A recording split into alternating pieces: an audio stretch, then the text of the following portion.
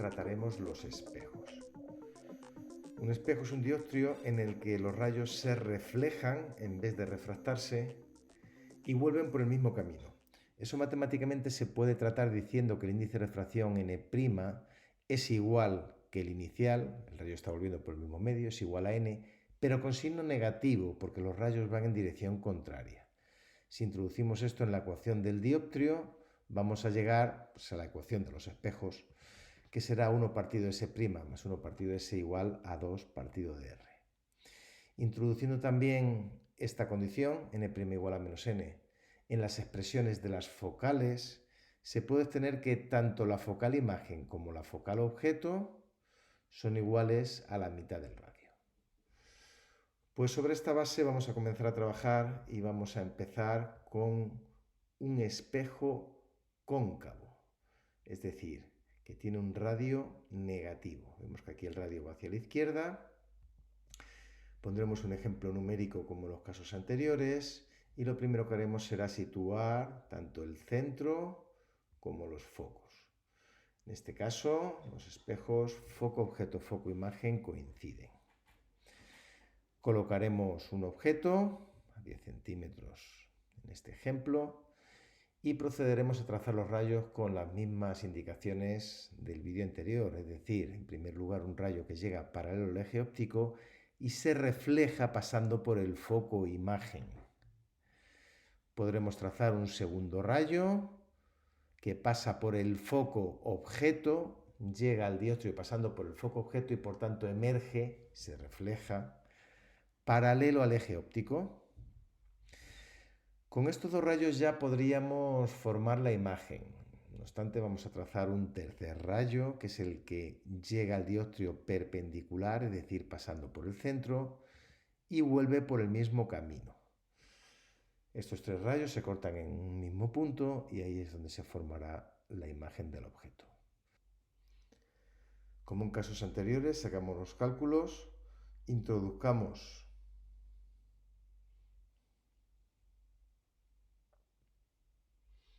Como en casos anteriores, hagamos los cálculos e introduzcamos los datos de este problema en la ecuación del dioptrio esférico y obtendremos un valor de menos 3,33 centímetros que es coherente con el gráfico obtenido.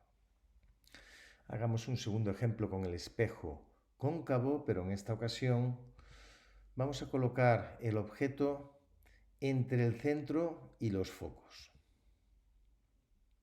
Tracemos el primer rayo. Paralelo al eje óptico, emerge pasando por el foco imagen, un segundo rayo que pasa por el foco objeto y por tanto emerge paralelo al eje óptico, y un tercer rayo que llega perpendicular al dioptrio, es decir, que pasa por el centro. En este caso sale del objeto, se refleja en el espejo y vuelve hacia atrás pasando por el centro. Vemos que se cortan los rayos en este punto. Para formar, este espejo va a formar una imagen invertida y aumentada del objeto. Si hacemos los cálculos, vamos a obtener que esta imagen se encuentra en menos 8,75, de nuevo coherente con el gráfico. Me gustaría en este punto reseñar al estudiante de óptica que la formación de imágenes puede hacerse complicada según nos acercamos al foco. Es posible que tres rayos no encontremos el punto en el que se corten. Cuanto más cerca estemos de los focos, más delicados son los dibujos y una pequeña variación se magnifica, se amplifican los errores y hace que los rayos no converjan. En este sentido es conveniente utilizar tan solo dos y ser lo más preciso posible.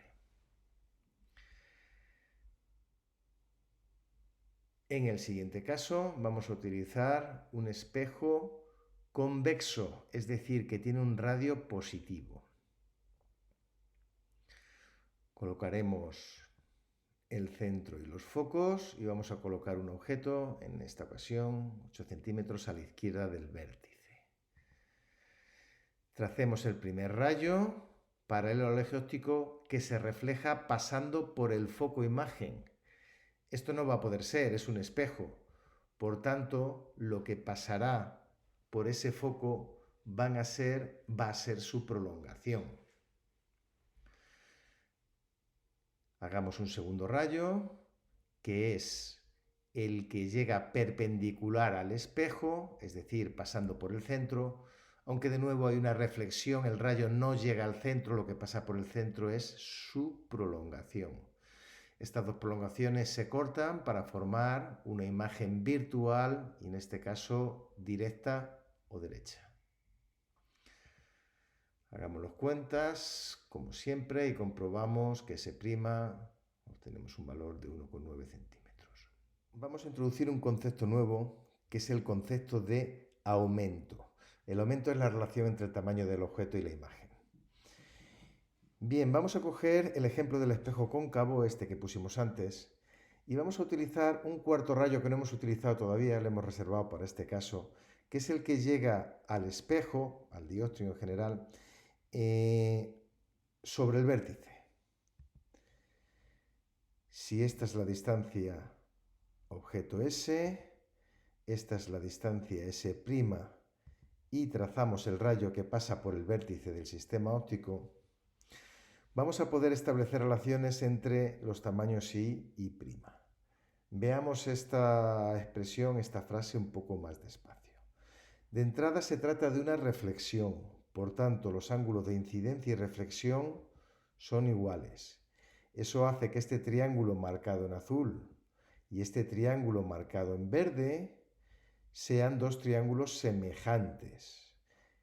Ese ángulo que tienen junto al vértice ambos triángulos es el mismo, aunque en sentidos contrarios. El ángulo de incidencia, como estamos diciendo, es el ángulo de reflexión, ley básica de la reflexión, y si aplicamos el criterio de signos de la óptica geométrica, tendremos, por tanto, que ese ángulo de incidencia será menos el ángulo de reflexión.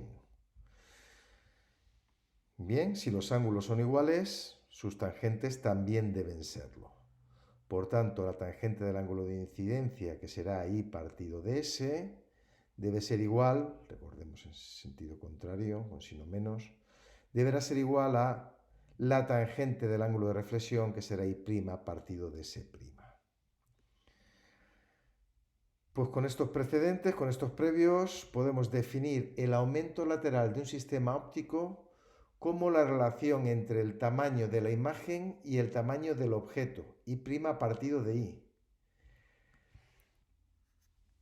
Este aumento se podrá trabajar de forma diferente en función del dioptrio. En este caso particular de los espejos esféricos, gracias a las expresiones que hemos visto arriba, podremos comprobar que el aumento lateral es I' partido de I igual a menos S' partido de S.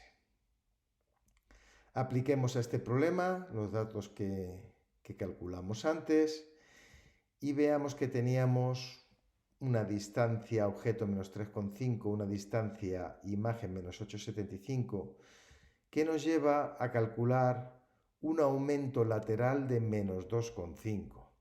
Una vez conocido el aumento lateral, podremos hallar el tamaño de la imagen obtenida, que en este caso será menos 5 centímetros. Es decir, una flecha de 5 centímetros con signo negativo, puesto que está invertida. Voy a proponer al alumno que utilice el dióptrio esférico para calcular cuál es el aumento lateral que se obtendría en este caso. También le aconsejo que utilice el rayo que pasa por el vértice y que aplique una ley de Snell y la aproximación paraxial. En cualquier caso, la solución la proporcionamos, espero que seáis capaces de llegar hasta ella, es esta que tenemos en pantalla. Y por último, veamos el último caso, que es un espejo plano en esta ocasión, que matemáticamente se puede tratar como radio infinito, de nuevo n' igual a menos n, o n igual a menos n', lo cual nos lleva a una ecuación del espejo plano, la más sencilla de todas. La distancia imagen será igual a menos la distancia objeto.